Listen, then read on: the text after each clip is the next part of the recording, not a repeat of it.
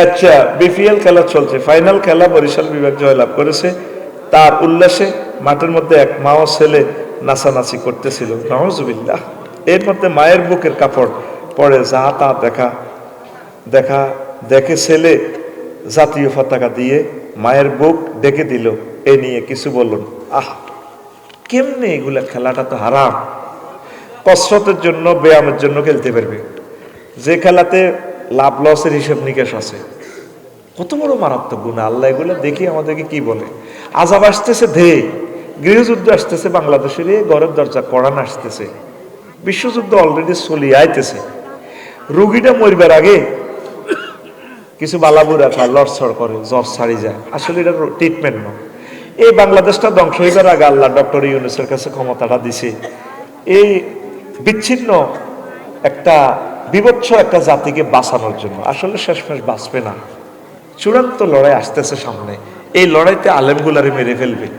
দুই দলের তাগুতেরা মিলি ওই বাড়ি ভাঙে তারা মধ্যে আঙ্গরে শেষ করিয়ে এলেন। কথা ঠিক কিনা? অথচ আমাদের এই 6 মাসের লেকচারটা ছিল সকল দলের প্রতি ভালোবাসা। দেখবেন কিছু লোক সাদওয়ানো মানুষের লোক নহারি যাই বরে ফিটা দেয়। এই তাকে দোনো দলের অবস্থা হইব, আঙ্গুল জোরে করে মারিয়ে লেবে। এটা কইতে আরো 10 মিনিট লাগবে, বলতাম না। তো তোরা এই যে এত আনন্দ করস, আল্লাহর কাছে সাহায্য চা। কি এর খেলা বেটা? খেলা খেলবো বেটা জান্নাতে, জান্নাত পাইয়া বলে আমিন। তাহলে এইটার লই হতিয়ে স্ট্যাটাস দিছিল কে? আই তোকে কি রে বরিশালের বাসাতে দিছে দে, মগবাড়ি বরিশাল বুঝছো বল। এটা কিন্তু ফোনেটিক্স আছে। আমি তো শশিনা বরিশাল পড়ালেখা করছি, আমি জানি।